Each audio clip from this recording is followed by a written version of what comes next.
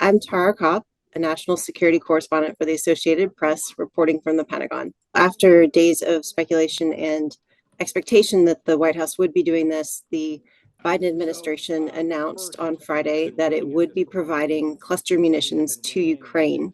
A cluster munition is a controversial weapon that more than 120 countries have agreed to ban because the munition itself, once it lands on the ground, releases little bomblets that some of them don't explode and can kill or maim children or adults, farmers, civilians, years after a conflict is ended.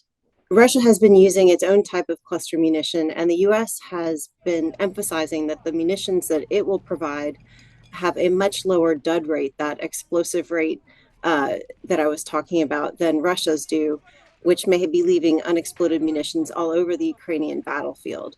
The dud rate for the munitions that the US will be providing is expected to be less than 2.35%. That means there'll still be unexploded munitions on the Ukrainian battlefield for years to come, likely. But as a provision for providing these weapons, Ukraine has promised not only to track where it's been using them, but to not fire them in densely populated urban areas. You could see today the hesitancy by the Biden administration to provide these weapons. Even today, National Security Advisor Jake Sullivan said that they, had hesitated for months on providing these weapons, on making this decision because of the controversy surrounding their use. Other allies have already come forward saying, they're not comfortable with the situation, but they understand the U.S. position. At a Pentagon briefing today, the Undersecretary of Defense for Policy, Colin Kahl, told us that one of the main reasons that the munition is going to be used now and be provided now is because Ukraine has been fighting a really tough, entrenched battle. And the idea behind having these cluster munitions is not only that it will give them another weapon in their arsenal, but could give them an effective weapon that, when fired, not only hits a single target, but hits multiple targets in the vicinity, and may be able to give Ukraine a little bit of an edge in this battle it's waging.